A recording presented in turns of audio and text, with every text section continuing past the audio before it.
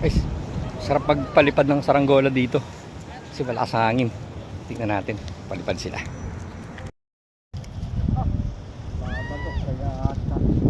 Yun. Nakabawi, ang galing. Oh, parang eroplano.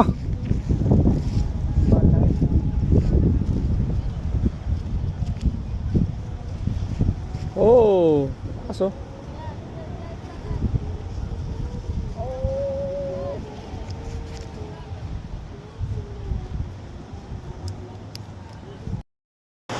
Bumagsak yung sarang ko. Nag-crash.